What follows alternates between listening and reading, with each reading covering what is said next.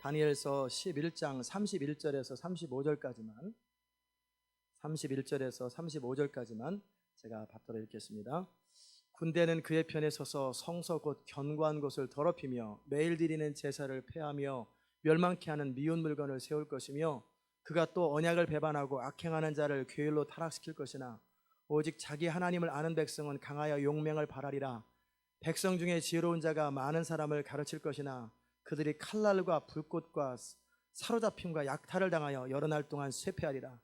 그들이 쇠퇴할 때에도 도움을 조금 얻을 것이나 많은 사람은 괴율로 그들과 친합할 것이며 또 그들 중에 지혜로운 자 몇 사람이 쇠퇴하여 무리로 연단되며 정결케 되며 희게 되며 마지막 때까지 이르게 하리니 이는 작정된 기한이 있음이니라. 아멘. 자리에 앉겠습니다.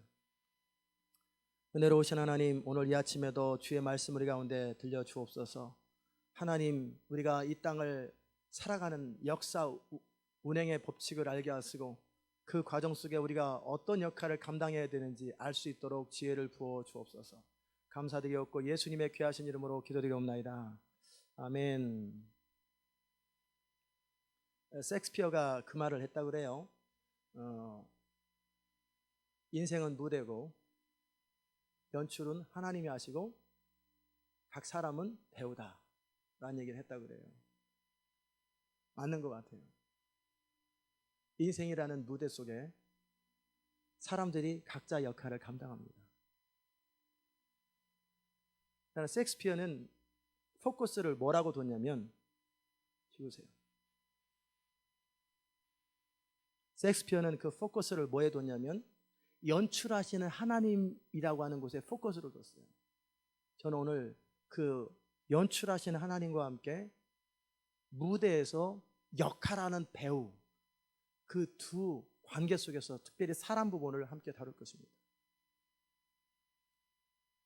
연출을 아무리 잘해도, 감독이 아무리 가르쳐도 선수가 못 뛰어주면 결국 시합은 지게 됐습니다. 아무리 명감독이 물론 이제 그 한국의 월드컵 2004년인가요? 그때 월드컵 그 누구 감독이 히딩크. 하여튼 용장에 무슨 용졸이 나온다고, 용맹스러운 장수에 용맹스러운 쫄병이 나오는 것처럼 명장은 일반적으로 좋은 사람들을 어떻게 훈련시킬 줄 알고 어떻게 인도할 줄 알고 그래서 그들의 잠재력을 어떻게 개발할 줄을 압니다. 그럼에도 히딩크가 그냥 아무나 붙들고 간 게 아니죠. 선수를 사람이 보는 기준이 아니라 그가 보는 특별한 독특한 기준을 가지고 선수들을 뽑잖아요. 찾아요. 드러나지 않는 사람들 다 팀마다 다니면서 가서 뽑잖아요. 이렇게 자기 기준으로 뽑아요. 그게 명장입니다. 명장은 어떤 사람이 어떤 일을 할지를 정확하게 압니다. 기드온 굴 속에 숨어가지고 포도 타작하고 있는 그 기드온, 그를 향해서 큰 용사요. 베드로, 성질 사납고 혈기 많은 베드로를 향해서 말씀하시잖아요. 너는 반석이다. 늘 업앤다운이 심한 그 사람에게 반석이다, 그냥 믿어주겠다, 그게 아니라 그가 반석이 될 것을 말씀하시는 거예요. 그 안에 그 잠재력이 있다라는 거예요. 하나님은 각 사람들을 정확하게 보시고 그 각 사람의 강점들과 약점들을 아시고 한계를 아시고 그것을 빌드업 시켜줄 수 있는 그 능력을 가지신 분이세요. 그런데 그와 함께 하나님의 파트너가 된 우리의 역할이 얼마나 중요한가. 답답한 거는 뭐냐면 감독이 일단 시합이 시작되면 뛸 수가 없잖아요. 뭐 이렇게 지시하고 뭐 이렇게 풋볼 할 때도 보면은 막 헤드폰 가지고 막 지시를 하는데도 못 알아들어. 또는 알아도 자기 멋대로 해. 그러면 게임을 이길 수가 없어요. 맞습니까? 감독도 훌륭해야 되지만 선수도 감독만큼 훌륭해야 돼요. 같이 한 팀이 되는 거예요. 마찬가지로 하나님의 나라도, 하나님은 훌륭하세요. 원래 훌륭하세요. 그분은 원래 완전하신 분이세요. 그러나 하나님에게는 no problem. 그러나 하나님의 파트너가 된 여러분과 제가 역할들을 감당해 줘야 돼요. 코치가 말할 때, 감독이 말할 때 들을 줄 알아야 되는데 주의 음성을 못 들어요. 성도가 주의 음성을 못 듣는 것은 근본적인 문제가 있는 거예요. 무슨 자랑도 아니고 주의 음성 듣는 거 힘든 거 아니에요. 듣기를 원하면 누구나 들어요. 근데 왜요? 듣기를 원치 않기 때문에 못 듣는 거예요. 중심으로 듣기를 원하세요. 저는 거듭나고 일주일도 못해서부터 주의 음성을 듣기 시작했어요. 그냥 들려요. 아이, 목사니까 듣지요. 아니에요. 저 그거 아니에요. 듣기 원하면 들어요. 지금도 제가 듣기 원치 않는 부분이 있으면 주의 음성 안 들려요. 그 파트는 주의 음성이 안 들려요. 즉 듣기 원하는 자들에게 주님은 말씀하십니다. 주의 음성을 선명하게 듣는 사람들은 더 선명하게 순종하는 사람들이에요. 정확하게 순종하는 사람들은 정확하게, 디테일하게 순종하는 자들, 아주 자세하게 순종하는 자들은 자세하게 말씀하세요. 대충 순종하는 자들에겐 대충 말씀하세요. 그게 하나님의 공의로우심이에요. 아멘. 그럼 여러분이 주의 음성 듣는 곳에 문제가 있다면 순종에 문제가 있는 거예요. 순종. 그럼 순종을 왜 못하느냐? 하나님을 너무나 모르기 때문에 자기 나름대로의 생각과 판단과 선택과 결정을 하나님보다 더 낫다고 생각하는 거예요. 또 자기가 배우고 경험한 그것 이상을 벗어나지 못하는 거예요. 이게 목회자들이 갖는 한계고 성경 공부 많이 한 사람들의 한계예요. 자기 기준 안에서 모든 것들을 판단하다. 자, 두 번째는 코치가 뭔가 음성을 다 들었어요. 그러면 그 음성을 듣고 이제 선수가 반응을 해야 되는데 뛰어야 될 때는 적극적으로 뛰어야 돼요. 자기가 볼 때는 이거 될 것 같은데 감독은 하지 마! 그러면 멈춰야 돼요. 어떤 순간에서도 순종할 수 있고 어떤 순간에서도 뛰어갈 수 있는 그 선수가 진짜 선수예요. 아멘. 그런 성도들이 진짜 성도예요. 우리 시온의 백성들이 그쪽으로 지금 가고 있어요. 언뜻 볼 때는 그냥 그래 보이잖아요. 여러분은 보통 사람 아니에요. 제가 지금까지 만나본 성도들 중에 제일 나은 성도들이에요. 아멘. 에이, 팔이 안으로 굽는다고. 아, 이거 진짜예요. 진짜 제가 객관적으로 평가하는 거예요. 여러분만큼 괜찮은 사람들 없어요. 세상적으로 막 뛰어나고 탁월한 건 아직은 못해요. 근데 때가 되면 드러날 거예요. 다윗과 따라다녔던 아둘람굴의 백성들이 처음에는 드러나지 않아요. 빚지고 원통하고 마음 상하고 출세 못하고 성공 못해본 사람 따라다니다가 나중에 그들의 인생이 얼마나 달라지는지 나중에 경험하게 돼요. 아라비아산 말에 대한 이야기를 하면서 이제 계속 접근을 하겠습니다. 말 중에서 가장 좋은 말은 아라비아산 말이래요. 아라비아산 말. 메이드 인 아라비아. 근데 어떻게 만드냐면 아라비아산을 말을 처음 만들 때 이렇게 만들었대요. 말들 중에서 좋은 말들을 찾고 찾아가지고 그래서 이제 그 말들 중에서 한 20마리든지 모아가지고 훈련을 시키는 거예요. 근데 여러 가지 훈련을 시키는데 기량이 다 비슷해요. 기량이 다 비슷하고 그래서 이제 그 중에서 20마리를 모아놨는데 그래서 이들에게 뭐를 하냐면요. 울타리에다 가둬놓고 그리고 먹을 것을 마음껏 줍니다. 그래야 왜 풀이지만 그래도 하여튼 온갖 종류의 풀을 마음껏 먹을 것을 줘요. 풍요롭게 줘요. 그런데 물을 안 줘요. 그냥 먹고 싶어도 못 먹는 거예요. 근데 그 옆에 울타리 옆에서 한 100m 정도 50m 정도에 시냇물이 흐르는 곳에 울타리를 만들어 놨어요. 시냇물이 계속 흘러요. 물냄새가 쫙 흘러갑니다. 물냄새가 막 한 100m 정도 떨어진 곳에 물냄새. 더더욱이 금식하면 음식 맛에 민감한 것처럼 지금 계속해서 먹고 싶은데 물을 안 주니까 못 먹는 거예요. 자기 침으로 삼키는 것 말고는 못 먹어. 그러니까 말들이 막 3일 나흘 동안 막 그러니까 막 갈증 나고 막 못 견디는 거예요. 그 한계 지점까지 이제 말을 하죠. 웬만하면 안 죽죠. 이제 튼튼한 말이니까. 그리고 나서 평상시 때 길들여놨습니다. 어떤 경우에도 주인이 트럼펫을 딱 불면 띠 불면은 말은 멈춰야 돼요. 그걸 늘 트레이닝을 해놨어요. 그리고 나서 이제는 어떻게 하냐면 이렇게 길들인 거예요. 드디어 이제 한 3일쯤 됐을 때 더 이상 못 견딜 쯤 됐을 때 이제는 어떻게 해요? 울타리 문을 탁 열어줍니다. 말이 어떻게 할까요? 말이 달리죠. 총알같이 달립니다. 쏜살같이 막 달립니다. 총알, 쏜살, 말은 어떻게 하여튼 엄청나게 빠른 속도로 막 달리는데 그 임박했을 때 삐 나팔을 부는 거예요. 그럴 때 어떤 말은 거기서 딱 멈추고 주인께로 돌아와요. 그런데 어떤 말은 그냥 가서 자기 본능에 충실해요. 가서 물 먹어버려요. 그러면 주인께 돌아오는 말만 따로 고릅니다. 그리고 그 말에게서 종자를 배양합니다. 그들을 통해서 재생산하는 거죠. 나머지 말은 그냥 싼 값에 팔아버립니다. 가치 없는 말이죠. 아무리 능력이 많고 뛰어나도 주인이 아무리 힘들고 고통스러워도 삐 할 때 그 고통을 참고 돌아올 수 있는 말만 명마예요. 전쟁터에서 그 총알이 화살이 비오듯이 막 쏟아지는데 자기 안 사리고 주인이 시키는 것을 할 수 있는 그 말은 그런 말밖에 없어요. 나머지 다 도망가 버려요. 울고 놀래고 막 그러잖아요. 그래서 명말을 만들어내는 거예요. 아멘. 하나님의 사람이 그렇게 만드는 거예요. 아무리 급하고 아무리 그냥 못 견디겠고 아무리 고통스럽고 아무리 정말 그 인생의 한계, 본능의 한계 속에 있어도 하나님 앞에 멈춰 그러면 딱 멈추고 돌아설 수 있는 그 훈련이 된 사람들을 통해서 하나님은 역사를 움직여요. 능력 다 비슷합니다. 머리, IQ 다 비슷합니다. 기도 웬만하면 다 합니다. 그러나 가장 힘든 것이 뭐냐면 그 결정적인 순간에 자기를 쳐서 복종시키는 것. 이거 쉽지가 않아요. 아멘.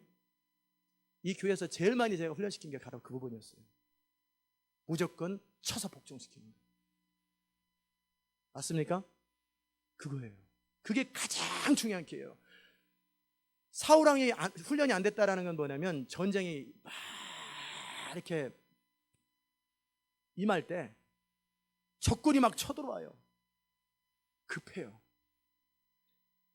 한게 지금 막 사업에 부도 직전이고 막 여러 가지 막 이거 조금만 하면은 막 사업이 팍 일어날 것 같고 막 그 수많은 상황들처럼 전쟁이 너무나 긴박해요. 너무너무 그럴 때 사울왕은 자기 생각의 판단을 믿어버려요. 자기 생각을 믿어요.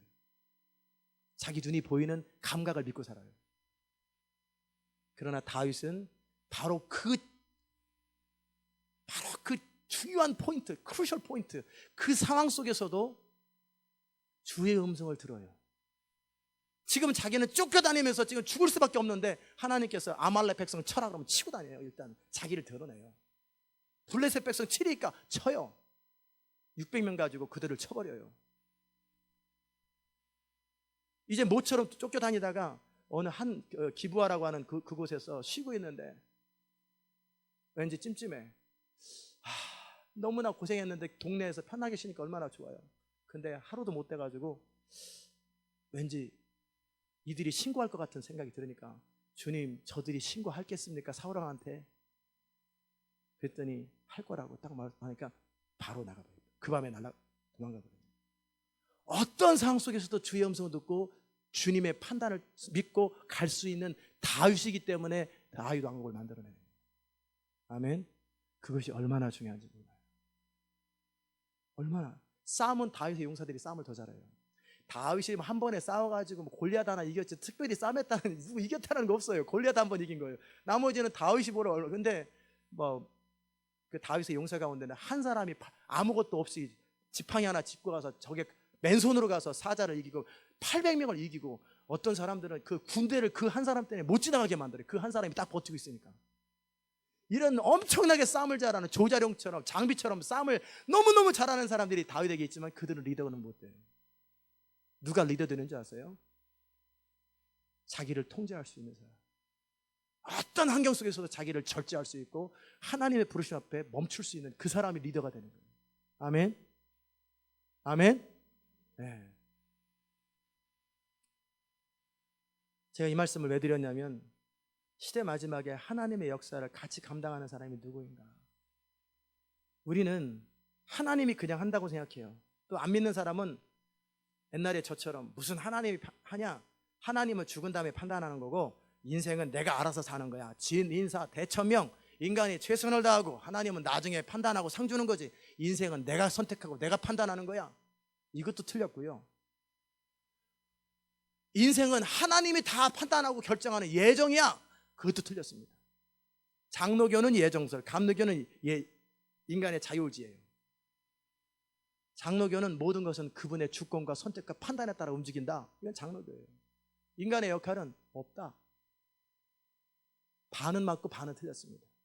감리교, 아니다. 인간의 자유와 선택과 판단을 통해서 하나님은 일하신다. 반은 맞고 반은 틀려. 하나님도 하십니다. 하나님과 우리가 함께 같이 만들어가는 것이 인생이고 그게 하나님의 나라예요. 아멘. 그러면 어떻게 하는 거냐면요, 이렇게 하는 거죠. 이 세상은 왜 악해지냐? 이 세상이 악해지는 건 뭐냐면 하나님께서 이 땅에 사는 인간에게 땅을 다스리고 정복하는 권세를 줬는데 그 권세를 가지고 있는 인간이 하나님의 법을 떠나서 살기 때문에 죄가 그 속에 들어왔고, 그렇기 때문에 사단이 그들을 속이고 죽이고 멸망시켜요. 그러다 보니까 인간은 자기도 모르게 자연스럽게 죄를 따라서 자기 이기심과 본능과 욕구를 따라 살아요. 자기 이기심과 본능과 욕구를 따라 사니까 본능과 본능이 충돌하고 이기심과 이기심이 충돌하니까 전쟁이 일어나는 거예요. 그것을 좀 더 조직적으로 하면은 나라를 만드는 것이고, 조직적으로 싸우자. 어차피 저쪽 부족하고 이쪽 부족하고 싸워 1대1로 싸우는 거야. 우리가 10명이 세가지고 그냥 10개 부족을 정복해서 나눠 갖자. 그래가지고 나 만드는 게 소사이어티잖아요. 같이 규모의 경제 뭐 똑같은 걸 가지고 그냥 계속해서 하기보다는 기왕이면은 리테일 이런데 크로거에서 사는 것보다 샘스나 이런 데서 사가지고 좀 많이 사서 나누자. 이번에 내일 하이킹 가는 애들이 그렇게 얘기하더라고요. 각자 사는 것보다 샘스에서 통째로 사가지고 디바이드 하자. 그러면 싸다. 그게 규모의 경제잖아요. 여러 사람이 함께해서 공동 분배하는 거, 이게 규모의 경제. 그래서 소사이어티를 만들고 나라를 만드는 거죠. 함께 서로를 보호해주고 함께 마음으로, 이게 인간만이 하는 거예요. 물론 개미도 사자도 하긴 하지요. 사자도 팀이 돼가지고 짐승을 공격해서 같이 먹고, 또 같이 혼자는 못 잡아요. 왜냐면 도망가 버리면 그만이니까. 근데 이쪽에서 몰고 이쪽에서 몰고 뒤에서 치고, 그러니까 큰 들소를 사자들이 이기는 거예요. 그러면 고기 같이 먹고, 어차피 혼자 다 못 먹으니까. 이게 소사이티잖아요. 그래서 만드는, 인간이 그런 소사이티를 만들어내는 거예요. 그리고 문명을 개발하는 거죠. 이전의 경험을 교훈 삼아서 그걸 가지고 계속해서 다음 후손에게 책을 통해, 교육을 통해 인계해주면 이제 이 경험들이 자꾸 축적되잖아요. 축적되면서 문명을 만들어내는, 시빌라이제이션, 문명을 만들어내는 거예요. 그죠? 그게 우리가 하는 일들이에요. 그런데 그렇게만 하면 참 좋겠는데, 그 배후에 어떤 것도 이기심도 욕심도 모든 악함도 같이 작동을 하더라는 거예요. 그러니까 이 땅 가운데 여러 가지 악함도 같이 팽배한 거예요. 저는 이 시대만 악한 줄 알았어요. 어렸을 때 모를 때는. 근데 제가 책들을 보면서 또 드라마를 보면서 보면은 조선시대도 악했고, 고려시대도 악했고, 삼국시대도 악했고, 로마시대도 악했고, 이 땅에 사는 사람들이 살아갈 때 제대로 된 때가 한 번도 없어요. 제대로 된 때가. 왜? 인간의 죄성과 각자의 자기 이기심을 따라 사니까. 부부도 이기심을 따라 살면은 힘들잖아요. 그게 이 땅의 어려운 이유예요. 잘 될 때는 잘 되는 이유고. 아멘? 아멘? 그러기에 하나님은 그 부분을 터치를 안 하십니다. 그리고 룰이 있어요. 하나님이 역사를 다스리는 룰은 하나님이 직접 개입은 못합니다.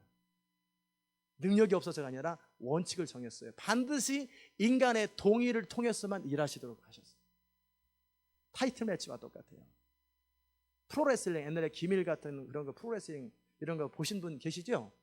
박치기, 여건부, 뭐 그다음에 이노키, 안토니오 이노키 막 그 나오고, 막 한참 그 어렸을 때 막 레슬링 할 적에 재밌었던 것이 뭐냐면 1대1도 재밌었지만 이 타이틀 매치도 재밌었어요. 그럴 때 우리는 막 그 사람들이 막 만들었겠지만 그렇게 재밌으라고 우리는 막 조바심 가지고 막, 그래서 이제 기밀이나 뭐 이렇게 이런 아주 잘하는 사람하고 못하는 사람하고 한 팀이 돼요. 저쪽도 안토니오 이노키하고 못하는 사람하고 한 팀이 돼요. 그러다가 이제 이쪽 우리 못하는 사람하고 저쪽 잘하는 사람하고 우리가 죽도록 얻어맞아요. 그러니까 우리는 막 빨리 가서 터치만 하면 되는데, 터치 안 하고 들어가면 반칙이에요. 근데 터치를 해야 되는 거예요. 터치. 그럴 때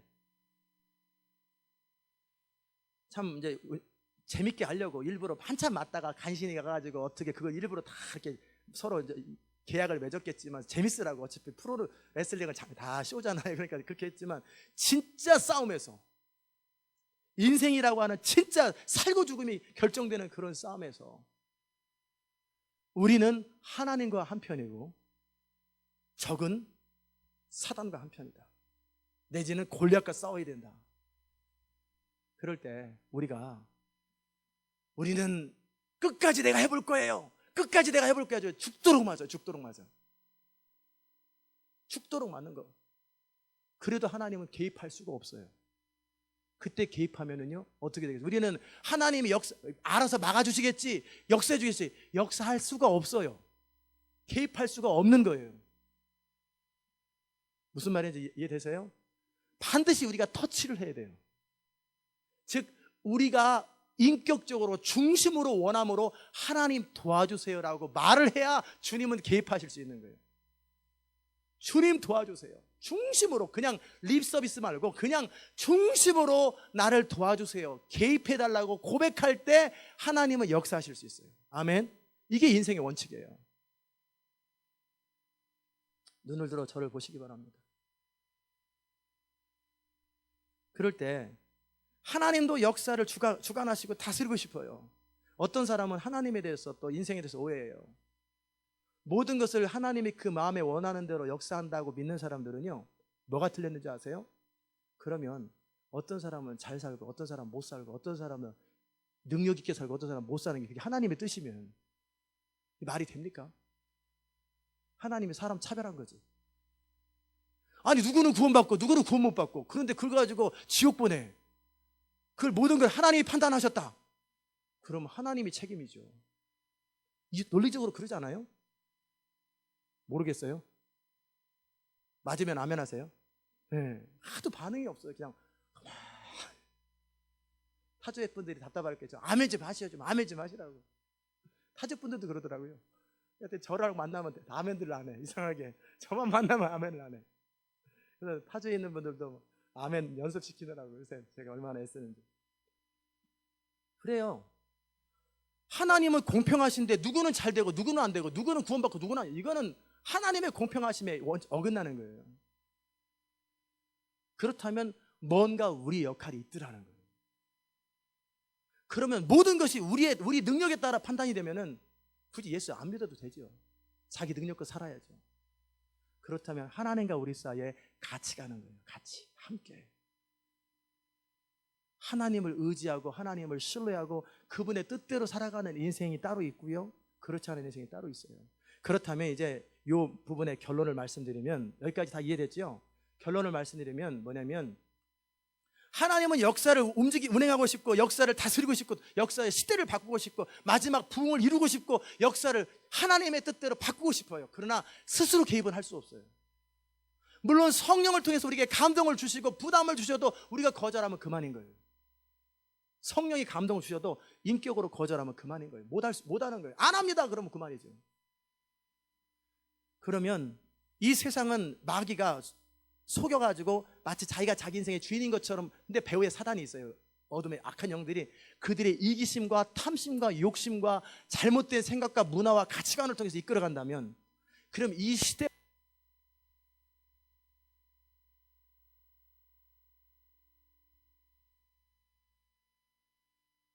그러면 이 시대와 맞서서 싸울 수 있는 힘이 어디에 있을까? 우리 힘으로는 이 시대를 못 이겨요. 그렇죠? 그러면 하나님을 역사에 개입시키는 어떤 사람이 필요한 거예요. 그런데 어떻게 해요? 우리의 자유를 가지고 온 마음을 다해서 하나님의 뜻을 내가 선택하고 하나님의 판단을 내가 선택하고 하나님의 인도하심을 내가 선택하고 그분의 이끄심을 내가 선택하는 그 사람의 인격적 동의와 순종과 헌신을 통해 주님이 일하시는 거예요. 아멘. 정말 어차피 하나님은 왜 뜻은 완전하시잖아요. 그분은 지혜롭잖아요. 그분은 전능하시잖아요. 그분은 타이틀을 탁 쳐줘야 되는데, 그러기에 우리가 한다는 건 뭐냐면 결국 하나님이 역사 현장에 직접 개입하실 수도 있지만 많은 경우는 우리를 통해 일하시거든요. 그러니까 모세처럼, 모세야 바로 앞에 가라. 아유 어려워요. 그 사람이 성질 사나운데 그냥 한번 죽이라 그러면 저 죽어요. 내가 함께한다. 걱정하지 마라. 그래도 못합니다. 내가 함께 한다니까. 그래도 못합니다. 그러면 이제 모세는 끝인 거예요. 그러면 말씀에 의지하여서 그물을 던지리이다 하고 모세가 순종했던 모세의 그 두려움이죠. 바로 앞에 가는 건 죽음이에요. 죽음. 너무너무 두려운 거예요. 그 바로 앞에 가는 그 두려움을 무릅쓰고 하나님을 신뢰하고 하나님의 말씀을 대언하고 하나님의 권능을 선포하려고 하는 모세의 자발적인 동의, 순종과 헌신을 통해 하나님은 역사에 개입하실 수 있는 거예요. 아멘. 그거예요. 홍해 앞에 갔을 때 이집트 군대가 쳐들어오고 양쪽에는 막막한 사막이에요. 그들은 걸어 다녀요. 이집트 군대는 전차 타고 다녀요. 말 타고 다녀요. 이게 따라갈 수가 없어요. 그러니까 이집트 바로가 쫓아올 때 모세에게, 두려워하는 모세에게, 두려워하지 마라. 왜 내게 부르짖느냐? 네가 명하라. 그럴 때 그냥 하나님이 해주세요. 안 그러고 모세는 바다를 향해서 명합니다. 그 모세의 순종, 그 절박한 상황 속에서 하나님의 뜻대로 순종하는, 아라비안산 말처럼 순종하는 모세의 인격적 동의와 헌신과 그 순종을 통해서, 믿음을 통해 하나님의 역사를 개입하실 수 있는 거예요. 아멘. 어차피 한 팀이니까 우리가 딱 해서 그 잘하는 선수가 링에 들어오는 것은 합법이거든요. 우리의 요청에 근거해서. 그러나 그냥 개입은 못하는 거예요. 지혜로운 사람은 자기 인생에, 이 교회나 자신의 어떤 비즈니스나 모든 것에 하나님을 개입시킬 줄 아는 사람이에요. 하나님을 초청하는, 그게 뭐예요? 범사의 여호와를 인정하는 거예요. 초청한다라는 건 기도 한번 해보는 게 아니죠. 기도하는 것이 아니라 하나님의 뜻, 지시, 명령, 지혜, 전략, 판단을 내 판단보다 높이고 그분의 지혜, 지식, 판단, 전략을 내가 믿고 순종하면서 액션을 취하는 우리의 삶, 그것을 인정한다고 그러는 거예요. 아멘. 그렇게 순종하는 삶을 살아갈 때 주님은 우리 삶 가운데 그분의 능력을 발휘할 수 있는 거예요. 아멘. 그게 하나님과 인간이 함께 가는 방법이에요. 함께 가는 방법.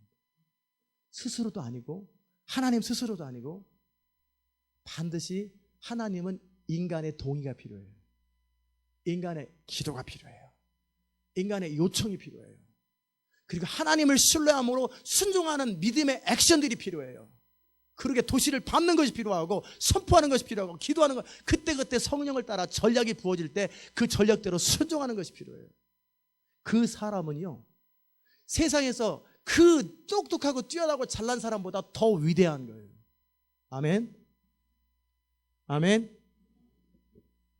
그래서 이 세상 사람들은 자기 머리를 의지하고 자기 지식을 의지하지만 하나님을 아는 자들은 강하여서 용맹을 발휘하고 하나님을 신뢰함으로 시대와 역사를 역전시키는 사람들이 역사에 등장하더라는 거예요. 그게 바로 성경의 인물들이었고 이 시대 여러분과 저희가 감당해야 될 몫이에요. 자, 이제 다니엘서 11장은 굉장히 복잡합니다.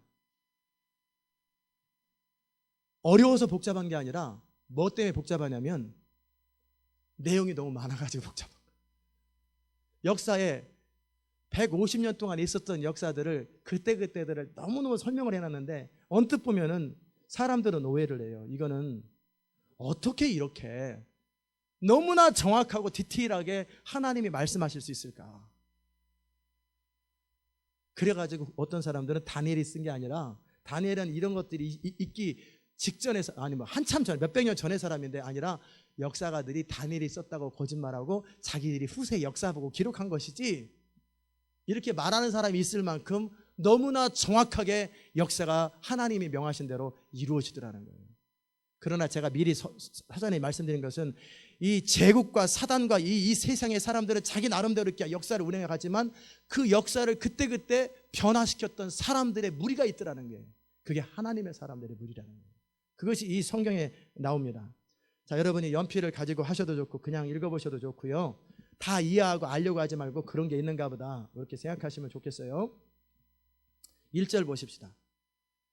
11장 1절에 내가 또 메대 사람 다리오 원년에 일어나 그를 돕고 강하게 한 일이 있었느니라. 이제 내가 참된 것을 내게 보이리라. 보라, 바사에서 또 새 왕이 일어날 것이요 그 후 넷째는 그들보다 심히 부유할 것이다. 이게 무슨 말인지 짐작하시는 분 짐작하실 거예요. 페르시아에서 뭐가 일어난다고 그랬어요? 고레스가 첫 번째 왕이고 두 번째는 캄비세스, 그 아들 캄비세스, 그 다음에 세 번째는 그 스메리디스는 진짜가 아니고 가짜였기 때문에 금방 없어져요. 그렇기 때문에 카운트 안 하고 다리오, 이 세 왕이 등장할 것이요. 그 네 번째 왕은 누구냐면 성경의 아하수라고, 에스더의 남편, 역사는 크세르세스라고 합니다. 크세르세스. 그 영화 300에 나타나면 그 이상하게 등치 큰 이렇게 70만 명을 데리고 왔던 그 사람이 크세르세스예요. 아하수에로인데 이 사람은 굉장히 부유한 사람이고 그 군사력이 강한 사람이에요. 이거를 지금 얘기하는 거예요. 넷째는 아하수에로, 크세르세스, 에스더 남편입니다. 그가 부유함으로 강하여진 후에는 모든 사람을 격동하여 헬라를, 그래서 그리스와 스파르타와 그 아테나 다 쳤잖아요. 그걸 지금 얘기하고 있는 거예요. 그 다음에 3절에 보면은 장차 한 능력 있는 왕이 헬라에서 일어나는데 누구겠어요? 알렉산더 대왕입니다. 알렉산더가 일어나서 큰 권세로 다스리며 임의로 행하리라. 그러나 그가 강성할 때 나라가 갈라져 천하 사방이나 동서남북으로 나눠지는데, 알렉산더는 자식이 있었지만 그게 마케도니아 사람, 그리스 사람이 아니라 이 사방에 다니면서 다른 공주랑 결혼해가지고 낳은 자식이 한두 명 있었던 것 같아요. 그러나 그들을 인정하지 않는 사람들이, 장군들이 암살해버렸어요. 그러니까 알렉산더는 자식이 없지요. 자손에게 돌아가지 않을 것이요. 그리고 그들의 4명의 장군이, 카산더하고 리시마쿠스하고 톨레미하고 또 그 셀루쿠스, 이 4사람의 장군들에 의해서 천하가 4분의 4개로 나눠집니다. 자기가 주장하던 대로 권세가 되지 아니하리니 이는 그 나라가 뽑혀서 이외의 사람들에게로 돌아갈 것입니다. 이해됐지요? 그다음에 5절에 남방왕은, 왜 이제 5절부터 남방왕이 되냐면 그때 4개가 나눠졌는데 또 싸움해가지고 북쪽에 한 팀이 돼버렸어요. 하나를 멸망해서 북쪽 한 팀, 남쪽 톨레미, 이집트 중심의 톨레미의 남쪽 한 팀 또 없애가지고, 그래서 이제는 북쪽과 남쪽으로 2팀이 된 거예요. 그들 중에 5절에 남방왕은 강할 것이나, 이게 톨레미 1세입니다. 톨레미 1세. 그 군 중에 군대 장군들 중에는 한 사람이 있는데 이 사람이 셀루쿠스라고 하는 장군이었어요. 그보다 강하여 권세를 떴지. 그래서 이 사람을 북쪽 전쟁을 내보냈더니 어떻게 배반해가지고 자기 나름대로 나라를 만들어 버렸어요. 그리고 북쪽을 멸해버렸고 시리아 쪽을 다 다스리는 셀루쿠스 왕조를 만들어냅니다. 이 셀루쿠스 장군이. 그래서 이제 북왕국은 셀루쿠스 왕국이라고 그러고, 남쪽은 프톨레미, 이집트 중심의 카르타고 중심의 남왕국을 그 톨레미라고 그럽니다. 톨레미 왕국이라고 그럽니다. 여기까지 이해됐어요? 자, 군 중에 하나는 그보다 강하여 권세를 떨치리니 권세가 심히 클 것이요. 6절. 몇 해 후에 그들이 서로 명예해요. 서로 싸우다가 이제는 이제 그들의 자손 때가 됐어요. 북쪽에 셀루쿠스 1세가 죽고, 이제 그 다음 엔티오쿠스, 북쪽 나라 왕들은 셀루쿠스, 엔티오쿠스 이름을 자꾸 바꿔요. 이렇게 원래 이름은 있는데 왕의 명칭을 그렇게 바꿔요. 남쪽은 그냥 무조건 톨레미예요. 톨레미 1세, 톨레미 2세, 톨레미 3세, 톨레미 4세, 톨레미 5세 이렇게. 그래서 이제 그들의 자손 때가 돼가지고 이제 뭐가 됐냐면 남쪽 이집트에 톨레미 2세가 강력한 세력이 됐어요. 그래가지고 북쪽을 이기는 거예요. 그리고 나서 뭐라고 그러냐면 자기 딸 베레니카라고도 하고 베레니스라고 하는, 영어로는 베레니스, 한국말 독일 스타일은 베레니카. 이 사람을, 자기 공주를 북쪽 셀루쿠스 안티오쿠스 2세죠. 아들한테 내 딸하고 결혼해라. 그리고 너희는 내 사위 나라가 되라. 그러니까 힘이 좀 딸리니까 어떻게, 그래서 그러자고. 그래가지고 화친이 된 거예요. 그런데 이제는 이제 이 공주의 힘이 쇠하고 그 왕은 서지도 못하고 권세가 없어질 뿐 아니라 이 공주와 그를 데려온 자, 그를 낳은 자와 그때 도와준 자가 다 버림을 당하리라. 이게 무슨 말이냐면 이 북쪽의 왕이, 안티오쿠스 2세 왕이 원래 부인이 있었는데, 라오디세 또는 라오디스, 이 부인이 있었는데, 여보 미안해, 내가 지금 힘이 없어서 베레네스 저 이집트 여자 공주를 내 부인으로 삼아야 되니까 쫓아내라고 그랬으니까 당신 나가. 그래서 본부인을 쫓아내버린 거예요. 그러니까 슬피 울면서 이를 갈고 있겠죠, 거기서. 그러다가 이제 톨레미가 2세가 죽고 나니까 어떻게 되냐면 이제 자기 세력을 회복하기 위해서 자기 원래 본부인을 데려온 거예요. 그리고 이집트에서 데려온 공주는 자식도 있는데 그냥 힘을 잃었을 때 본부인이 독을 갈면서 어떻게 하냐면 자기 남편을 독살해 죽여버렸고, 그리고 그 이집트에서 온 여자 공주도 죽여버리고 공주에서 난 애도 다 죽여버린 거예요. 지금 그 얘기를 하는 거예요. 이게 역사의 기록입니다. 그리고 나니까 이제는 자기 원래 그 안티오쿠스 2세하고 자기 이 라오디세 사이에 있던 아들 있잖아요. 그 아들을 왕을 딱 세운 거예요. 그게 이제 셀루쿠스 2세가 됩니다. 세 번째 왕이죠. 이해됐습니까? 자, 7절. 그러나 이 공주의 본족에서, 그러니까 이집트에서 화가 나지 않겠어요? 이집트에서 화가 나니까 그 공주가, 그 아버지 죽은 다음에 공주의 오빠가 왕이 됐어요. 내 여동생의 복수를 하자 해가지고 또 복수하러 또 올라가는 거예요. 그래서 이제 공주의 본족에서 이집트에서 난 자가 하나, 톨레미 3세인데 그 위를 이어 북방왕, 즉 셀루키스 2세의 군대를 치러 와서 그 성에 들어가서 그들을 이겼다 그래 돼 있어요.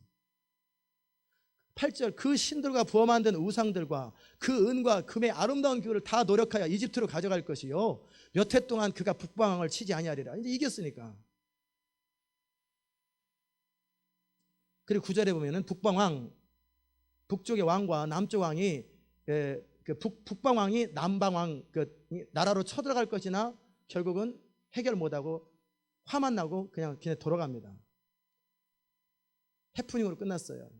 150년 전쟁 중에 있었던 이야기들이 지금 일어나는 거예요.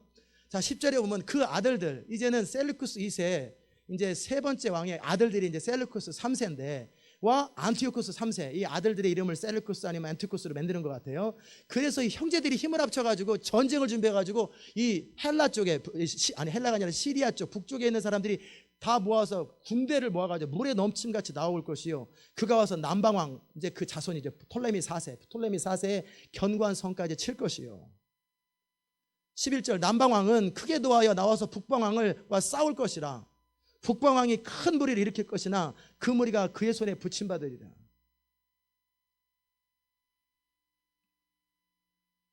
결국 뭐예요?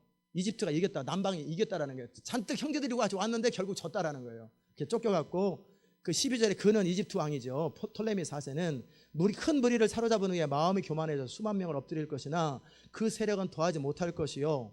왜 그랬냐면 이 톨레미 4세가 승리된 교만으로 예루살렘 성전의 지성소에 들어가서 그래가지고 하나님께 징계를 받아서 원인 모르는 죽음으로 죽어버렸어요. 그게 끝났어요. 13절. 북방왕은 돌아가서 화가 나가지고 더 대군을 또 모아가지고 또 쳐들어왔어요. 그래서 몇 후에 후에 대군과 많은 물건을 거느리고 오리라. 14절. 그때 여러 사람이 일어나서 남방왕 톨레미 5세를 칠 것이요. 그 다음에 이스라엘 백성들 가운데 내 백성 중에서 강포한 자, 이 사람들은 지금 상황은 이집트가 다스리고 있는 예루살렘, 이스라엘, 이집트가 다스렸는데 싫은 거예요. 그래서 북쪽 사람들하고 팀이 된 사람들이 있었어요. 그래서 친셀루쿠스파 유대인들이 스스로 높아져서 자기들이 북쪽과 힘을 합해가지고 이집트에서 벗어나려고 했는데 도리어 넘어지리라. 이게 뭐냐면 전쟁은 북쪽이 이겼어요. 그런데 북쪽 이긴 사람들이 예루살렘을 이집트 사람보다 더 괴롭혔더라는 거예요. 그러니까 자기들은 돈 버잘 줄 알았더니 더 핍박을 당했다 그 말이에요. 좀 이해됐습니까? 예. 15절에 이에 북방왕 안티오코스 3세는 와서 토성을 쌓고 견고한 성읍을 취할 것이요 남방 군대는 그를 당할 힘이 없어서 북쪽이 이깁니다. 16절. 와서 치는 자가 임의로 행하리니 능히 그 앞에 설 사람이 없겠고 그가 영화로운 땅 유대 땅에 다스리더라는 거예요. 그 손에 멸망했으리라. 그 다음에 17절. 그가 안티오코스 3세죠. 네 번째인가 다섯 번째 왕이죠. 북쪽에 전국의 힘을 다하여 이르렀다가 그와 화친할 것이요 여자의 딸을, 이제는 반대로 자기 딸을, 여자의 딸인지 자기 여자의 딸인지 자기 친딸인지 모르겠어요. 클레오파트라를 남쪽 이집트 왕한테 딱 줬어요. 너희는 이제 우리 사위나라다. 그래가지고 클레오파트라 자기 딸을 통해서 뭐 하려고 그러냐면 이제 이집트를 다스리려고 그랬거든요. 그런데 클레오파트라가 아버지 말 안 듣고 남편이랑 딱딱해가지고 남편 편을 들어버린 거예요. 그래가지고 클레오파트라가 이집트와 함께 해가지고 북쪽을 치겠다고 그러니까 이제 지금 그 여자가 무익하래. 클레오파트라를 말하는 거예요. 그래서 프톨레미 5세와 결탁하고 그다음 로마의 장군이 있죠. 안토니우스, 시저하고 서로 동맹해가지고 북쪽을 치려고 하는, 그때 영화 나오는 뭐 안토니우스와 클레오파트라, 그 영화가 다 그때 이 영화 지금 스토리를 얘기하고 있는 거예요. 자, 18절. 그 후에 그가 얼굴을 섬들 지중해 연안으로 돌이켜 많이 취할 것이나 한 대장 스키피오, 로마의 장군 카르타고의 카니발을 이겼던 스키피오지요. 스키피오가 있어서 결국 졌다 그 말이에요. 수욕을 씻고 수욕이 그에게 들어갈 것이다. 그리고 나니까 전쟁에서 졌으니까 배상감을 로마에 지불해야 돼요. 그가 드디어 얼굴을 돌이켜 자기 땅 산성도로 향할 것이나 거쳐 넘어지고 다시는 보이지 아니하리라.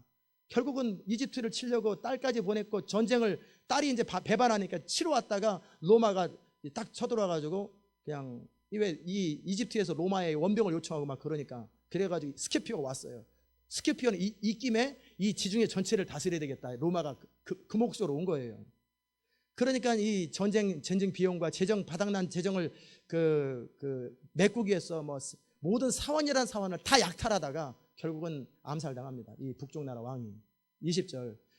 그를 이을 자, 그래서 암살당했죠. 그를 이을 자가 토색하는 자로, 이제는 그 다음 안티오코스 3세 다음에 셀루쿠스 4세가 이제 왕이 됐는데, 이 사람은 사람이 변변치 못해가지고 전쟁을 통해 이기는 게 아니라 맨날 가난한 자 없는 자를 막 토색하고 그렇게 했어요. 그래서 유대 땅에 다니면서 막 강제로 세금 걷고 막 그래요. 그래가지고 전쟁 배상금 지불하고 자기 군대 모집하려고 그랬다 그 말이에요. 근데 그는 분노함이나 싸움이 없이 싸움도 못하고 몇 날이 못 돼서 망할 것이요. 독살당합니다. 하도 포악하니까. 21절. 또 그 위를 이을 자는 비천한 사람, 이 사람은 셀루쿠스 4세의 동생 엔티오코스 에피파네스, 이 성전을 회폐했던 그 사람인데, 그 사람이 이제 나라와 영광을 그에게 원래 없거든요. 주지 아니할 것인데 평안한 때를 타서 그 셀루쿠스의 아들이 왕이 돼야 되는데 전쟁터에 내보내고 자기가 그 팀을 해서 임시로 나라를 맡겠다고 해놓고 나서 네가 조카가 돌아오면 왕위를 물려주겠다고 해가지고 그냥 쳐버려가지고 자기가 왕이 돼버렸어요. 안티오코스 에피파네스. 원래는 그 왕의 동생이었어요. 아들이 아니었는데 그냥 평안한 때를 타서 괴유를 가지고 나라를 얻을 것이며, 이 말이 그 말입니다. 셀루쿠스 4세 데메트리우스의 대신에 삼촌이 왕이 돼버린 거죠. 22절. 넘치는 물 같은 군대. 그러니까 이제 뭐냐면 셀루쿠스 4세의 암살자인 헬리오도스와 그 다음에 또 그들을 추종하는 무리가 있었거든요. 이제 아까 그 왕이 하도 토색을 많으니까 그 갖다 놔가지고 그 중에 장군이 왕을 죽이고 자기가 왕위를 세력을 모았는데, 그들이 이 안티오코스 4세 삼촌한테 덤비려고 했는데 결국은 졌다 그 말이에요. 그에게 넘침을 입어 패할 것이요, 결국은 안티오코스 에피파네스가 그냥 왕이 됐다 그 말이에요. 23절. 그와 약조한 후에 그는 거짓을 행하며 올라올 것이요, 적은 백성을 거느리고 강하게 될 것이요, 내가 너도 봐줄게 뭐 이렇게 하면서 결국은 세력 얻으면 다 없애버린다 그 말이죠. 자, 24절. 이제 안티오코스 에피파네스입니다. 그가 평안한 때 그 도에서 가장 기름진 곳에 돌아와서 그 열조와 조상의 조상이 행하지 못하던 일을 행하는데, 아주 나쁜 짓을 골라서 합니다. 이 사람은 제일 악독한 왕이에요. 북쪽 왕 중에서. 그는 노력하며 탈취한 재물을 물에게 흩어주며 모략을 베풀어 얼마 동안 산성을 칠 건데, 왜 세력을 모아야 되니까 막 강제로 뺏은 물건들을 사람들이 나눠가지고 군대를 모으는 거예요. 때가 이르기까지 이르리라. 25절. 그가 북쪽 왕이죠. 힘을 떨치며 용맹을 발하여 큰 군대를 거리고 남방왕 클레오파트라의 아들 톨레미 6세죠. 전쟁을 해서 이때 엄청난 큰 전쟁이 일어나요. 남쪽 이집트도 7만 명이 오고 북쪽도 몇만 명이 옵니다. 군대를 거느리고 싸우나 능히 당하지 못하리니 이는 그들의 모략을 베풀어 그를 칩니다. 남쪽이 졌다 그 말이죠. 자기의 진미를 먹는 자가 그를 멸하리니 그 군대가 흩어질 것이 많은 자가 엎드려지리라. 이제 이 두 왕, 남쪽에 프톨레미 6세와 7세가 서로 이제 그 마음이 하나가 돼야 되는데, 마음이 이집트 남쪽에 서로 해고자 해가지고 분열을 통해서 서로 어려움 겪었어요. 그럴 때 밥상에 앉았을 때 거짓말을 서로 해가지고 서로 권력 다툼을 했다 그 말이죠. 그래서 형통하지 못하리니 이는 작정된 기한에 미쳐서 일이 끝날 것이라. 북방왕은 많은 재물을 가지고 결국은 전쟁에서 이겨가지고 본국으로 돌아가는, 이집트는 이길 수 있었는데 그 서로 왕이 다툼하면서 전쟁을 통해서 왕 되려고 남쪽은 서로 세력 다툼하다 져버린 거예요. 그래서 북방왕이 이겼어요. 그래서 본국으로 돌아가니 그는 마음으로 거룩한 언약을 거스리며 임의를 행하고 본토로 돌아갈 것이며, 작정된 기한에 그가 다시 와서 남방, 이제 두 번째 또 칩니다. 남쪽을 또 2차 외국 원정을 안티오코스 에피파네스가 하는데 전번만 못했다 그래. 30절. 이는 왜 그랬냐면 로마에 요청을 했어. 이집트가 로마에 요청해서 기띔의 배들이, 지금 로마의 상인들의 배들이에요. 기띔의 배들이란 말은. 그래서 로마의 배들이 와가지고 그 배를 이용해서 북쪽을 치니까 이제 북쪽이 이번에는 졌어요. 그러자 그가 낙심하고 돌아가며 분을 붓고 거룩한 언약을 화하며 임의로 행하며, 그러면서 이제 돌아가서 뭐 아마 제사장 메날레우스가 우리가 기도해 줄 테니까 이긴다고 그랬는데 아마 이기지 못한 것 같아요. 그리고 나니까 뭐 그냥 화를 내는 거예요. 그러다가 메날레우스 말고 다른 제사장한테, 그러다가 이제는 정치적이고 돈을 좋아하고 하나님을 경외하지 않는 언약을 배반하는 자를 자기 편으로 추종자로 삼고 중히 여길 것이요. 이게 맨날 나왔습니다. 그의 추종자. 그 31절. 그리고 나서 이제는 이집트에 가서 전리품도 못 얻으니까 어떻게 하냐면 예루살렘 성전에 가면 보화가 많다는 얘기를 들어가지고 예루살렘 성전을 가서 회파를 해버리는 거예요. 그리고 이스라엘 사람들이 돈을 싹 끌어가는 거예요. 그게 바로 이제 했던 건데, 군대가 그의 편에 서서 성소 곧 견고한 진, 군인들한테 돈을 좀 줘야 되잖아요. 그러니까 돈이 없으니까, 지었으니까 그냥 예루살렘 성소를 다 금을 띄어가 버리는 거예요. 짓밟아 버리는 거예요. 그래서 견고한 곳을 더럽히며 매일 드리는 제사를 폐하여 멸망케 하는 미운 물건을 세울 것이며, 32절에 그가 또 언약을 배반하고 악행하는 자를 괴율로 타락시킬 거나. 이 사람이 안티오코스 에피파네스가 어떻게 하냐면 이렇게 했어요. 예루살렘에 이스라엘 와가지고 이스라엘 사람들이 지키는, 저를 보세요, 이스라엘 사람들이 지키는 모든 율법들을 반대로 돼지를 먹어야지 되고, 하나님 대신에 제우스를 섬기면 살려주겠다, 상을 주겠다, 뭐 이스라엘 사람들이 안식일을 어겨야 상을 주겠다, 지키는 열 몇 가지를 전부 다 반대로 했어요. 그래서 어기면 내가 너네들을 살려주겠다고, 아니면 가차없이 죽였는데, 그때 얼마나 많은 사람들이 죽었냐면요, 그 당시 때 기록에 의하면 사람의 발목에 찰만큼 피가 흘러다녔대요. 얼마나 많은 사람을 죽였으면 그냥 다 죽이는 거예요. 다.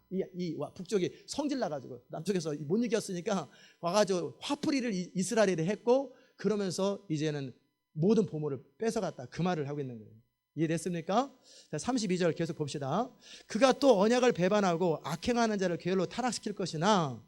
그래서 많은 사람이 배도했어요. 마지막 적그리스도 때 배도하는 것처럼 수많은 사람이 배도했는데, 근데 오직 자기의 하나님을 아는 백성, 하시딤이라고 그래요. 이 사람들은 강하의 용맹을 발휘하고, 그리고 그들은 믿음을 지키고 절개를 지키며 투쟁을 시작합니다. 이게 바로 마카비 혁명이에요.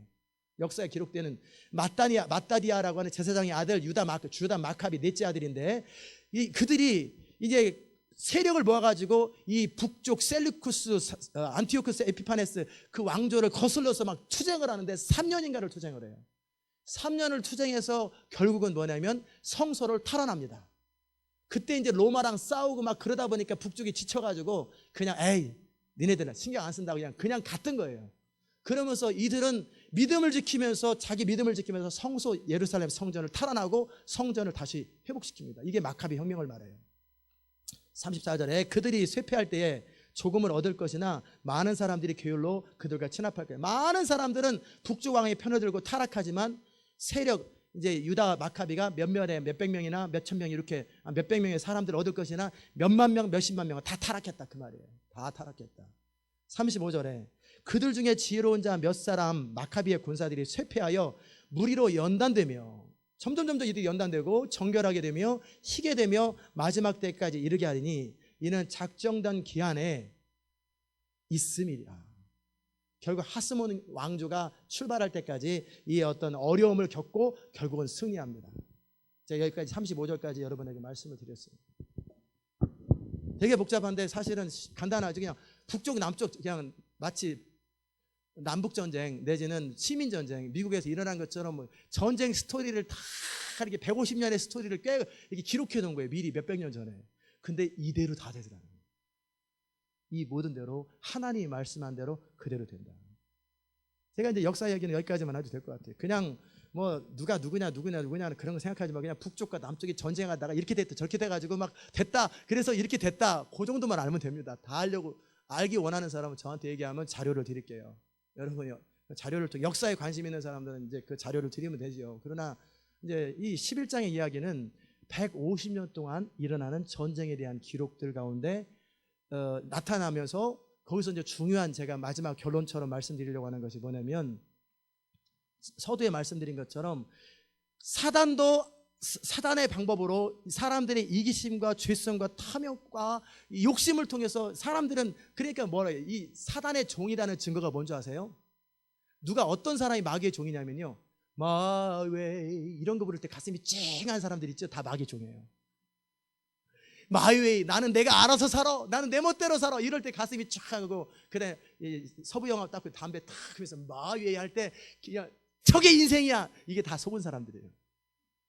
근데 자기는 안 속아. 자기 인생 자기 거라고 그러죠. 자기 인생 이미 마귀의 종인데, 아담의 타락 이후로. 그러니까 사단은 인간을 다스릴 때 뿔 달고 안 다스려요. 나는 공산당이 싫어요 할 때 막 뿔 달고 가지고 저는 어렸을 때 공산당은요 얼굴 빨간 색깔인 줄 알았어요. 여기 뿔 달렸는 줄 알았어요. 그 그림도 그런 식으로 그렸어요. 근데 안 그래요. 공산당은요 우리랑 똑같이 생겼어요. 똑같은 한국 사람이에요. 그렇잖아요. 사단이 뿔 달고 와서 그런 게 아니라 여러분의 마이웨이를 통해서 일합니다. 여러분의 욕심을 통해 일합니다. 여러분의 이기심을 통해 일합니다. 여러분의 탐심을 통해 일합니다. 그렇게 뒤에서 조작할 때 별 생각 없이 욕심 따라 살고 탐심 따라 살고 이기심 따라 살고 근사하게 마이웨이 그렇게 노래하면 막 가슴이 찡하고 맥주 한잔 쫙 들으면서 이게 인생이야. 나는 내 멋대로 살아서 지옥 가도 나는 내 멋대로 가. 이게 다 마귀의 종이죠. 가보세요. 좋은가? 가보시라고. 그게 이 세상에 그런 사람이 얼마나 많아요. 그게 다 뒤에서 조종하는 어둠의 세력. 그래서 도적질하고 죽이고 멸망시키는 거예요. 도적이 스스로 노티스 안 주잖아요. 속여서 쓰고요. 그런 식으로 역사가 진행되고 문명이 이루어지고 많은 것들이 이루어져요. 이 땅 가운데 지금도 동성연애라든지 많은 이 땅의 악이 그런 사람들에서 이끌어져요. 자유라는 이름으로, 평등이라는 이름으로, 정의라는 이름으로. 하나님의 절대 원칙보다는 각 개인의 자유와 인격을 소중히 여기는 거예요. 하나님도 인격을 소중히 여기고 자유를 소중히 여기지만 하나님께서는 인간을 창조하셨기 때문에 어떻게 살 때 인간이 행복하고 어떻게 살 때 인간이 완전한지를 알기 때문에 하나님의 법 안에서 마이웨이죠.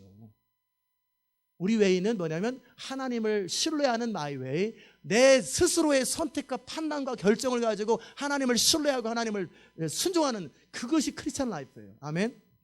물고기가, 우리 집 물고기는요, 이제 제가 잘못해서 죽이기도 했지만 전에 어떤 물고기는 힘이 되겠어요. 막 사람이 아니라 다른 물고기들 막 괴롭히고 막 그래요. 그러더니 어느 날 제가 뚜껑을 열어놨어요. 그랬더니 마이웨이 하더니 점프 해가지고 물을 가득 차게 해놨거든요. 뚜껑을 열어놨는데 제가 갔다 오니까 마이웨이 하더니 툭 점프하더니 바닥에서 죽어버렸어요. 이게 마이웨이를 갔을 때 나타나는 현상이에요. 그냥 물고기는 물 안에 있어야 돼요. 근데 마이웨이 걷는다고 얘가 힘이 좋아가지고 매들 괴롭히더니 팍 점프하더라고요.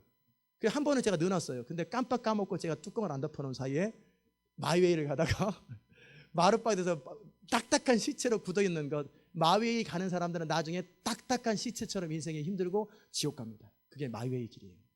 그게 사단은 그렇게 우리 안에 있는 야망, 어떤 마이웨이, 자아, 이기심, 자기 영광을 통해서 일해요. 그러니까 그걸 따라가는 자들은 자기는 아니라고 그러죠. 그러나 성경은 그 사람들은 속은 자들이에요. 사단은 그들을 통해서 역사를 움직입니다. 교회 안에서도요, 예수님 머리 들 곳이 없을 만큼 교회도 그냥 사람들의 생각과 의견과 판단을 따라 교회가 움직여진다. 그거는 마귀죠. 마귀가 이 세상만 다스리는 게 아니라 교회도 다스려요. 교회도 사람들의 생각과 판단과 결정을 따라 교회가 움직여지잖아요. 그럼 그 교회는 사단이 움직이는 교회예요.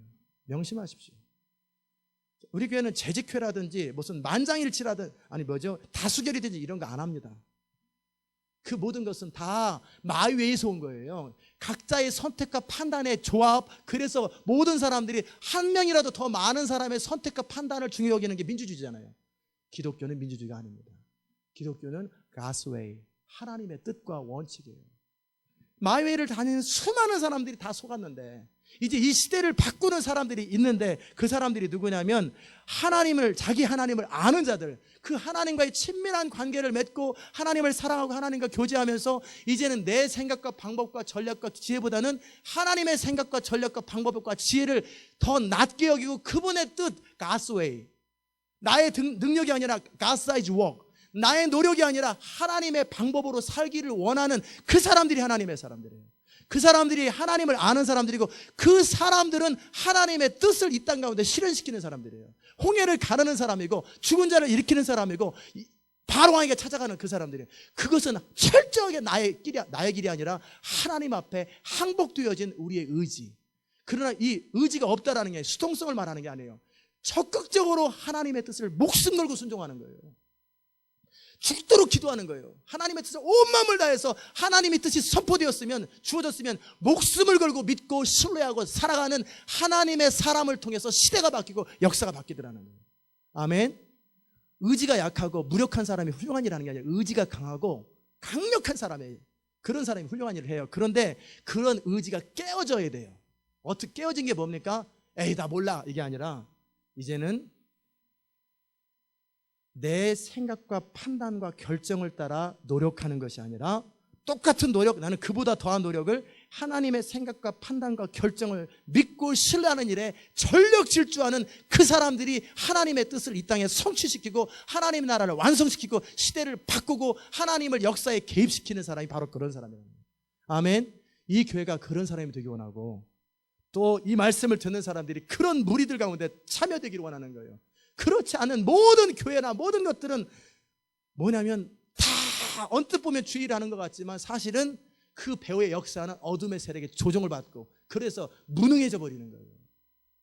이 시대에 2000년 동안 역사 진행되고 지난 300년 동안 선교가 이루어졌을 때 기존 세력들에서 이루어지지 아니하고 꼭 개척하는 사람들, 뭔가 새로운 일을 추진했던 윌리엄 캐리 같은, 허드슨 테일러 같은 철저하게 하나님의 성령에 따라서 자기 인생을 걸었던 사람들에게서 역사의 문이 열렸어요.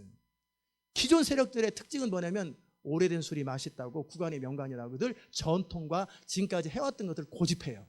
그런 사람들은 늘 하는 말이 늘 해왔는데요, 늘 해왔는데요, 늘 해왔고 전통이 그런데 지금까지 그런데, 늘 법과 규칙과 전통을 추구하는 사람들은 역사의 현장에서 매니지는 할 수 있어요.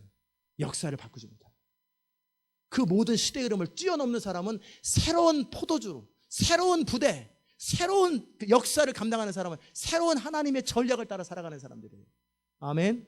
그런 측면에서 이 교회는 여러분이 전형적인 교회와는 다를 거예요. 시스템도 너무너무 달라. 이 교회는 선교단체도 아니고 교회도 아니에요. 교회인 것 같은데 선교단체 같고, 선교단체 같은데 교회 같은 교회. 이게 21세기 진짜 하나님을 사용하는 교회의 패러다임이에요. 이 교회는 철저하게 사람들의 의견이 종합된 게 아니라 성령이 뭐라고 말씀하시냐에 따라서 정확하게 그 음성을 듣고 그쪽으로 가는 교회예요. 왜? 이 시대 이제 하나님의 뜻이 이 땅 가운데 이루어져야 될 때 진짜 하나님의 뜻을 듣고 순종하는 사람들에 의해서 이 시대를 바꿔야 되기 때문에 그래요. 그런 사람은 많은 사람이 필요한 게 아니에요. 각 도시에 뭐 몇백 명, 몇천 명 있어야 되는 거 아니에요. 진짜 그 도시마다 진짜 그렇게 살기 원하는 몇 사람들만 있어도 도시들이 바뀐단 말이에요. 아멘. 그렇게 우리가 추구하는 것이 미국 도시예요. 200개 도시 가운데 적어도 3가정에서 10가정의 사람들이 집중적으로 하나님 앞에 기도할 때 그 땅에 부흥이 임하고 하나님의 뜻이 임한다라는. 일단 하나님의 부흥과 성령이 임하면 그 다음에는요, 사람들이 왜 자기 뜻대로 자기 소견대로 사냐면요, 뜨거운 맛을 인생의 실패를 못 봤거나 완전히 망하지 않았거나 아니면 진짜 하나님의 권능과 역사를 경험 못해서 그래요.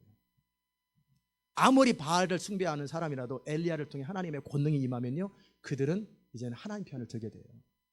아무리 하나님을 대적하고 죽였던, 예수님을 죽였던 사람이라도 베드로를 통해, 요한을 통해 하나님의 권능이 이 땅에 풀어지잖아요. 그들은 죽게로 돌아오게 되어 있어요. 부흥의 때가 되면 하나님의 권능과 능력이 이 땅에 선포되고 나타납니다. 그러면 수많은 사람들이 그때는 돌아와요. 그러나 그 부흥의 역사와 문을 열어줄 사람이 필요해요. 누가? 바로 여러분과 제가.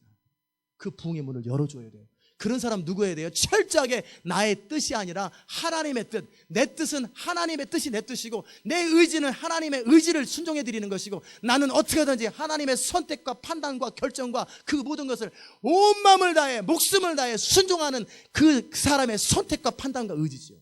우리의 선택과 판단과 의지가 없어진 게 아니라 이제는 하나님의 뜻, 하나님의 판단, 하나님의 선택을 내가 판단하고 선택하고 그것을 내 것으로 만들고 전력 질주 순종하는 그 사람을 통해 하나님 못하실 일이 없더라는 거예요. 아멘. 아멘. 아멘. 타이틀 매치를 합니다. 저쪽에는 마이크 타이슨, 그 다음에 두 번째 짝은 누구냐면 해글러 내지는 조지 포맨. 두 팀이 있죠. 둘 다 막강해요. 우리는 하늘이 조그만 애, 5살 먹은 애, 걔하고 여기는 슈퍼 자이언트. 근데 얘 뭐 아니면 저도 어차피 뭐 하늘이랑 뭐 비슷하죠. 뭐 그 엄청난 이 주먹을 한 대째 뭐 고리 그냥 머리가 뽀개지는 그 권투 선수 앞에 제가 어떻게 하겠어요? 능력 없는 저와 슈퍼 자이언트 하나님과. 그러면 제가 이길 수 있는 방법은요, 어떻게 하냐면, 자 이제 제가 먼저 출발하죠. 탁 출발할 때 땡 하면은 저는 탁 한번 처음에 이렇게 글러브 한번 딱 부딪히고 딱 가가지고 하나님 도와주세요. 그러면 됩니다. 한 대도 안 맞고 주님이 바로 개입해서 끝내버리면 되는 거예요. 이거 잘하는 사람이 이기는 거예요. 얼마나 빨리 신속하게 주님을 의지하느냐, 얼마나 빨리 신속하게 주님을 신뢰하고 주님을 따를 수 있느냐, 요 키예요. 괜히 제가 거기서 괜히 자존심 부리면서 죽도록 맞은 다음에 나는 그래도 10분은 버틴다, 20분은 버틴대가지고 완전히 그냥 거의 사망 직전에 기어가가지고 주님 천부의 의지 없어서 주가 앞에 옵니다. 주나를 박대하시면 갈등하시면 그래가지고 타이틀 매치지. 이거 하는 이게 무슨 자랑이에요. 가서 이미 제 머리는 병원에 실려가는데 이기면 뭐 하겠어요. 땡 하자마자 따라가서 탁 하면 점프해가지고 빵빵 하면 끝나잖아요. 그런 식으로 모든 전쟁을 다 끝내야죠. 시간도 없는데 언제 이렇게 한 10년 동안 얻어맞고 터진 다음에 주님 이제 나를 불쌍히 여기주세요. 그 미련한 짓을 뭐하러 하냔 말이에요. 이해됐습니까? 역사는 누구를 통해서 일한다고 그랬어요? 스스로의 선택과 판단과 결정으로 살지 아니하고 그 자유를 가지고 하나님의 선택을 선택하고 하나님의 판단을 선택하고 하나님의 뜻을 선택하고 하나님의 전략을 선택하고 하나님의 명령을 선택하고 그것을 온 마음을 다해서 믿음으로 순종해 드리는 그 사람의 역사의 문을 엽니다. 그는 그 사람이 얼마나 위대하냐 상관없어요. 어차피 주님이 개입하시니까. 그는 아라비안 산 말처럼 모든 상황 속에 주를 신뢰하고 버틸 줄 알면 되는 거예요. 그리고 주님이 가라고 그러면 바로 앞에 가는 것이고 주님이 가라고 그러면 300명 가지고 적진 한복판에 갈 수 있으면 돼요. 전쟁은 누구에게 속했다고요? 여호와께 속했다고. 그걸 믿는 사람들이 역사의 문을 열고 시대의 문을 여는 거예요. 저는 여러분과 제가 그런 사람 될 수 있기를 주의 이름으로 축복합니다. 기도합시다. 하나님 감사합니다. 다니엘서 11장을 통해서 우리가 참 150년 동안 일어났던 역사의 그 소용돌이 속에서 많은 일들이 일어났지만 그러나 그 과정 속에 여호와를 아는 자들, 자기 하나님을 아는 자들은 강하여 용맹을 발휘하며 하나님의 성전을 지키며 하나님의 뜻이 여전히 없어지지 아니하고 지켰던 것을 바라옵니다. 사단은 어떻게 하든지 하나님의 교회와 이스라엘과 하나님의 뜻을 회방하는 그런 일에 사람들의 욕심과 죄를 사용하지만 우리는 이제 하나님의 뜻을 이 땅 가운데 이루어드리는 그런 일에 우리의 자유와 우리의 선택과 우리의 의지를 사용하기 원합니다. 그리함으로 하나님의 뜻이 이 땅 가운데 이루어지는 그 인생을 우리가 살기 원하오니 인도하여 주옵소서. 감사드리옵고 예수님의 귀하신 이름으로 기도드리옵나이다. 아멘.